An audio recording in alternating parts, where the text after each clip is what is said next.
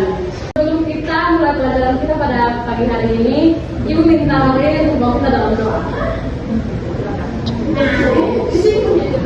Baik teman-teman, Ibu Guru, sebelum kita mulai pelajaran kita pada hari ini, mari kita minta Tuhan untuk berdoa, tapi dengan kalian berdoa menggunakan agar supaya saya kalian berdoa. Baik kita berdoa. Atas kasih dan kamu kepada kami, teman-teman kami dan kepada kami sudah di sekolah yang baik. Dapat sedang memberikan pelajaran kami, mencapai dari awal yang baik. Tuhan, amin. Terima kasih, Mama. Oke, sebelum kita mulai pelajaran kita, Ibu buat presensi. Apakah semua hadir? Hadir. Mantap. Oke, pelajaran kita hari ini tentang struktur sel. Nah, sel adalah unit kecil yang mengisi makhluk hidup dan merupakan tempat berlangsungnya fungsi kehidupan. Fungsi dinding sel adalah untuk memberikan bentuk sel tumbuhan, melindungi bagian-bagian sel dari pengaruh lingkungan, dan menjaga sel tumbuhan agar tidak pecah akibat masuknya air secara berlebihan. Oke, materi selanjutnya diberikan kepada Pak Darius.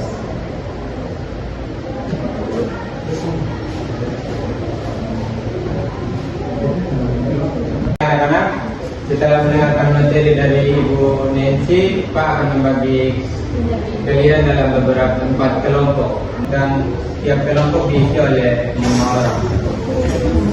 Baik, Pak.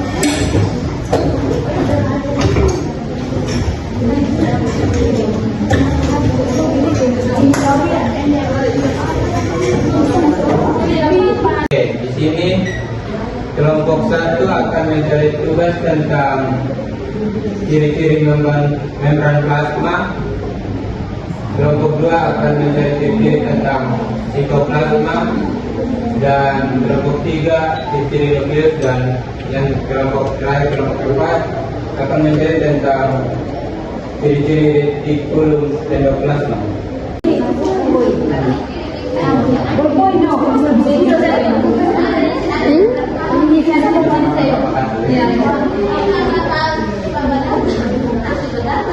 Oke anak-anak, apakah sudah selesai mengerjakan tugasnya? Oke, kalau begitu Pak minta perwakilan dari masing-masing kelompok untuk mempresentasikan di depan. Kelompok 3. Oke Pak, mempersilakan kelompok.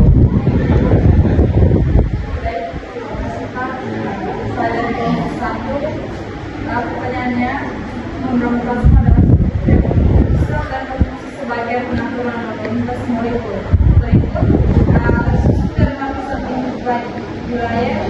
Membran plasma terdiri dari 2 lapisan: fosfolipid dengan kepala brokoli, suka air atau suka air, menghadapi luar, dan ekor brokoli tidak suka air menghadapi dalam. Yang kedua bersifat selektif permeabel. Dari sel seperti ion air, dan molekul kecil lainnya. Yang ketiga mengandung protein rendah. Protein yang berfungsi sebagai kelompok reseptor enzim atau penanda kenal. Protein integral tertanam di dalam membran. Protein feniker menempel di permukaan sel atau dalam membran. Yang keempat mengandung kolesterol pada sel hewan. Kolesterol membantu menjaga stabilitas dan stabilitas pada terutama pada suhu ekstern. Yang kelima mengandung karbohidrat. Karbohidrat sering terikat pada protein, glikoprotein atau glikolipid, dan berfungsi dalam pengenalan antara sel dari interaksi seluler. Yang keenam fleksibel dan dinamis.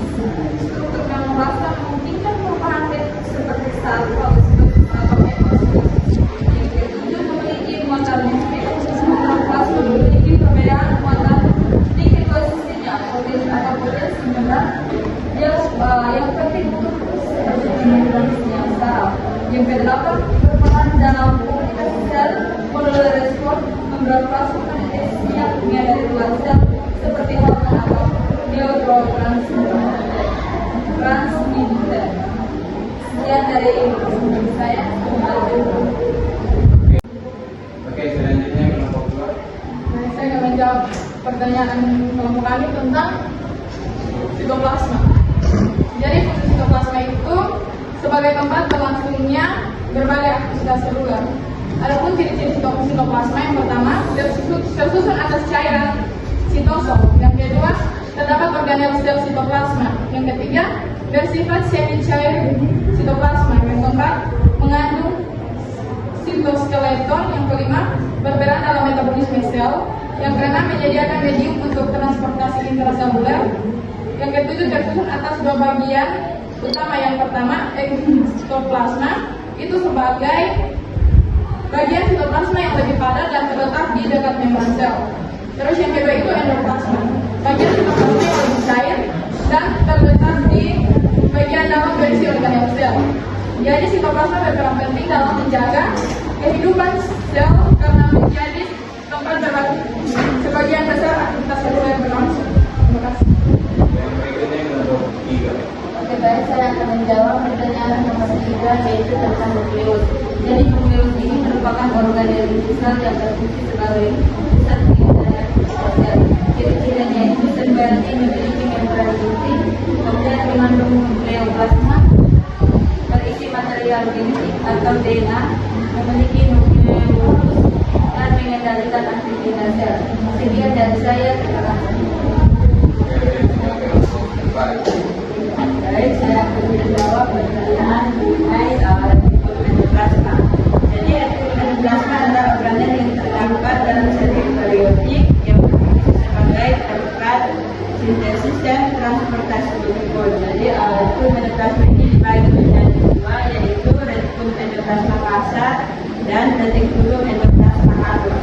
Dan saya akan menjelaskan ciri umum dari retikulum endoplasma, yaitu yang pertama memiliki membran yang tersusun ganda, yang kedua terhubung dengan membran sel dan organ lain seperti badan Golgi, yang ketiga berperan sebagai saluran transportasi internal dalam sel, dan yang keempat membantu pembentukan vesicula yang mengangkut molekul.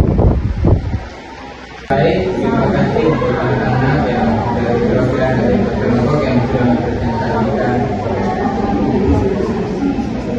hasil diskusi di depan. Oke, untuk itu mari kita memberikan upload untuk silakan.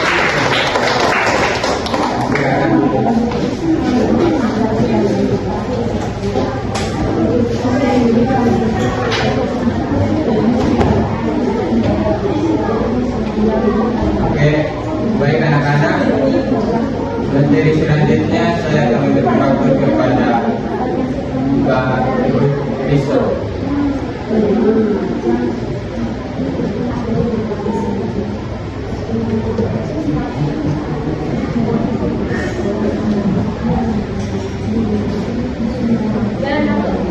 Baik anak-anak, jadi hari ini kita telah belajar tentang jaringan sel kehidupan.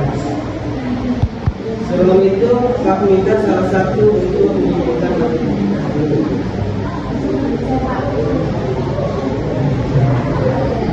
Baik, terima kasih kepada kesimpulan yang dapat saya ambil adalah yang pertama, sel tumbuh memiliki dinding sel yang halus dan mengelilingi membran sel. Kemudian dinding sel tumbuhan memiliki dua tipe, yaitu dan kemudian dinding sel tumbuhan mengandung hemiselulosa, selulosa, lipid dan protein.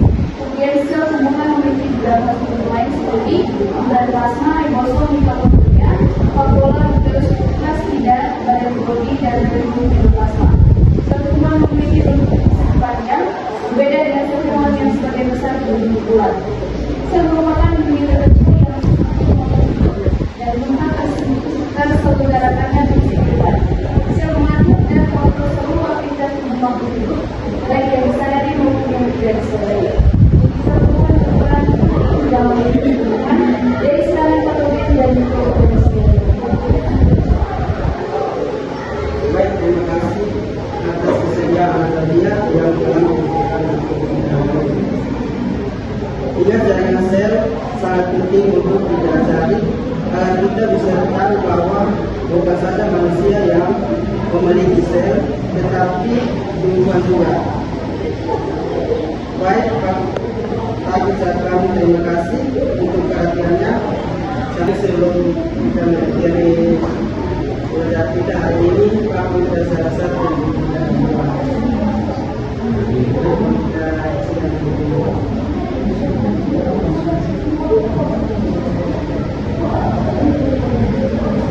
Baik, teman-teman kita dan teman-teman semua, sebelum kita pulang, mari kita berdoa dan semoga saya doa ini merupakan hal yang menyakiti saya itu telah menjadi. Baik, kita berdoa. Bapa kami yang ada di surga, Tuhan sekalian, Tuhan sudah menjadi kami dari awal sampai akhir kami, percayakan kepada diri lebih baik. Bapa, tinggi besarnya kami akan pulang, dan hari-hari tinggi sertai